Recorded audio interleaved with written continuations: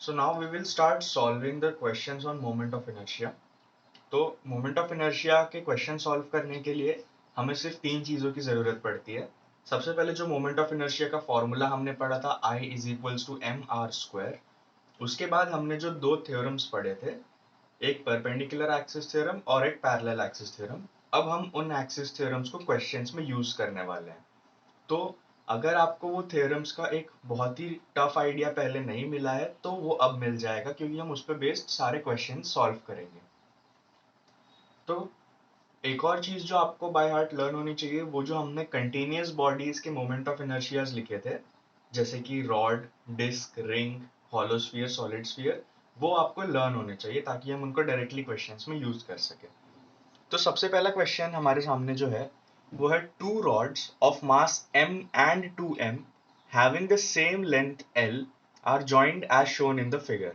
तो मैं ड्रॉ कर देता हूं। यहाँ पे जो ये क्वेश्चन बोल रहा है कि दो रॉड है जिनका लेंथ सेम है, both have the length l, लेकिन एक का मास m है और दूसरे का मास 2m है और लेंथ दोनों का l है।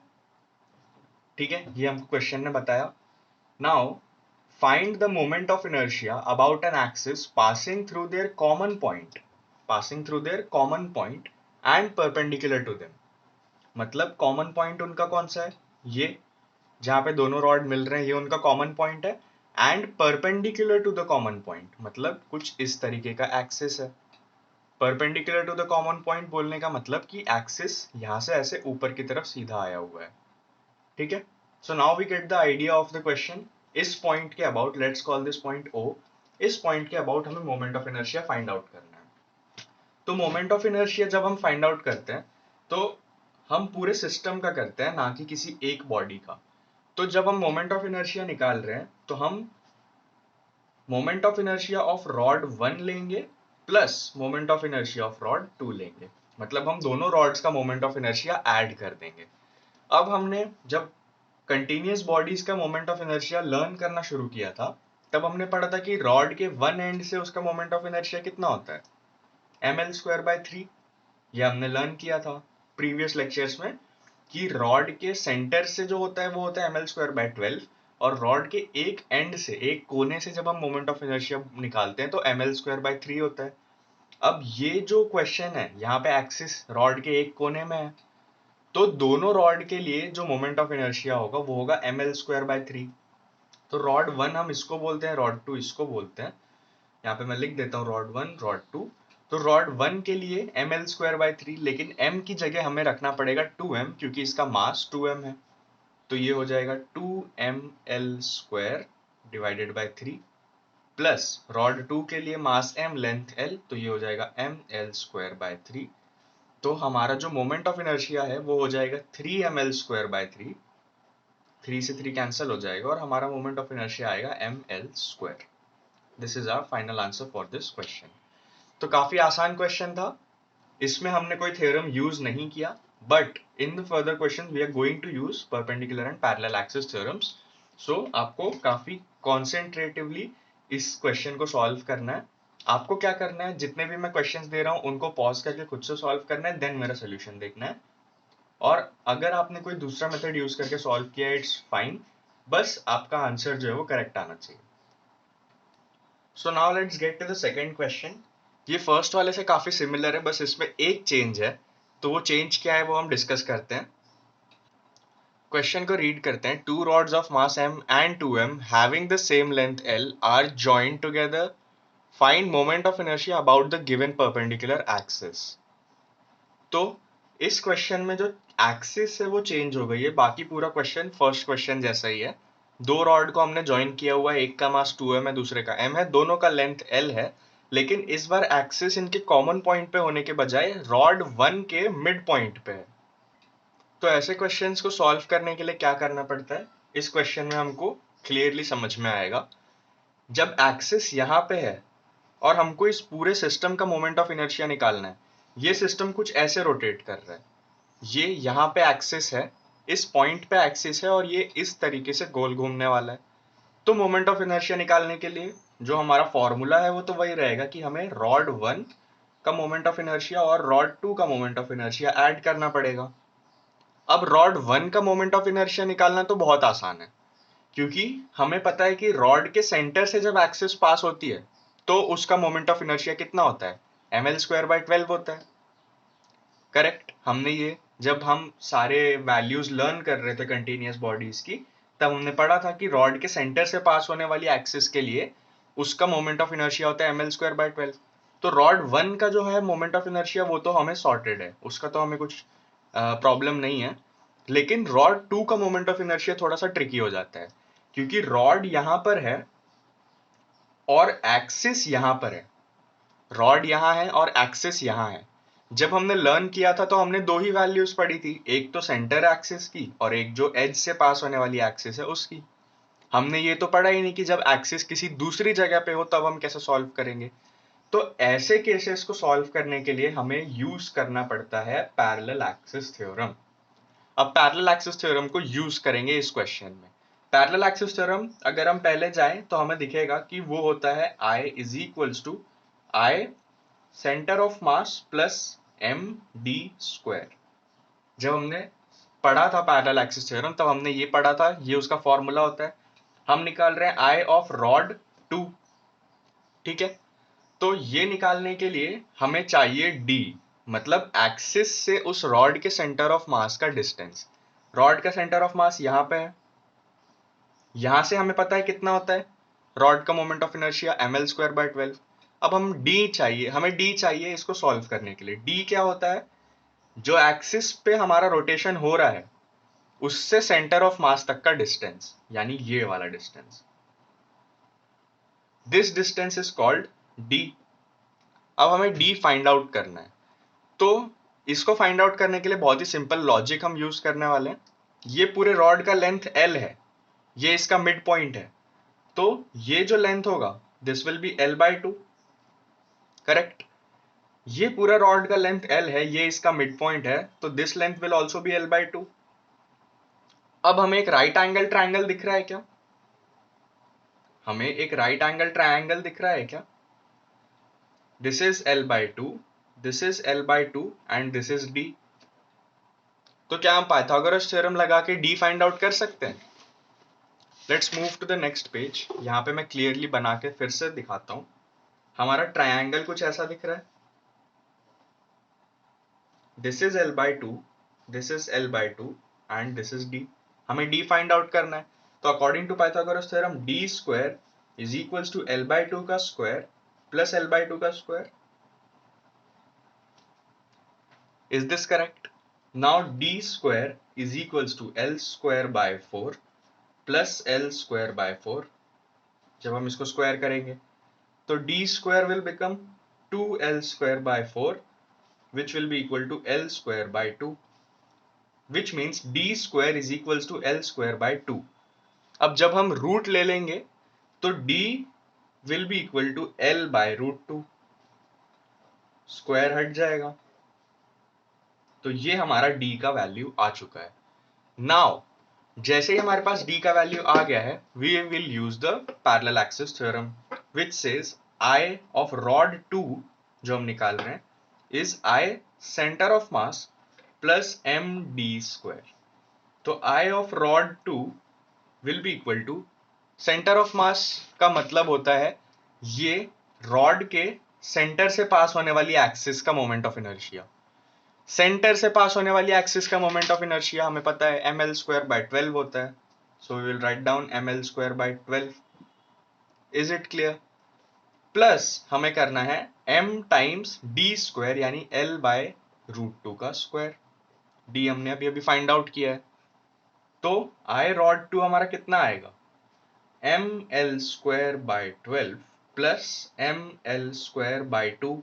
जब हम इसको स्क्वायर करेंगे तो जब LCM लेंगे इसका तो this will become ml²/12 plus 6ml²/12।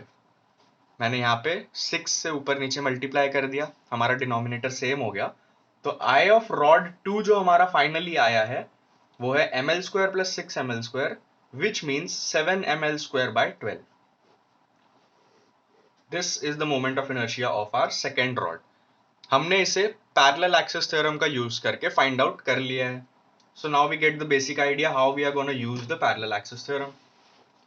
Now जब हमारे पास रॉड 1 का भी मोमेंट ऑफ इनर्शिया है, रॉड 2 का भी मोमेंट ऑफ इनर्शिया है, तो we are going to simply add both of them. I is equals to I rod 1 plus I rod 2. अब यहाँ पे एक ध्यान रखने वाली बात यह है कि रॉड 1 जो है, let's go back to the question. Rod 1 जो है उसका मास 2m है, ना कि m. उसका मास 2m है, उसके सेंटर से एक्सिस पास हो रही है, तो उसका मोमेंट ऑफ इनर्शिया होगा ml स्क्वायर बाय 12 क्योंकि सेंटर एक्सिस से पास हो रहा है. लेकिन m की जगह हमें रखना पड़ेगा 2m बिकॉज उसका मास 2m है. तो 2ml स्क्वायर बाय 12 प्लस हमारे रॉड 2 का मोमेंट ऑफ इनर्शिया हमने अभी अभी फाइंड आउट किया है, वो है 7ml स्क्वायर बाय 12. तो 2ml square by 12 plus 7ml square by 12, तो हमारा मोमेंट ऑफ इनर्शिया आया 9ml स्क्वायर बाय 12. और जब हम इसको रिड्यूस करेंगे तो this will become 3/4 ml square. This is our final answer. So now we have a basic idea how we are going to use the parallel axis theorem in our questions.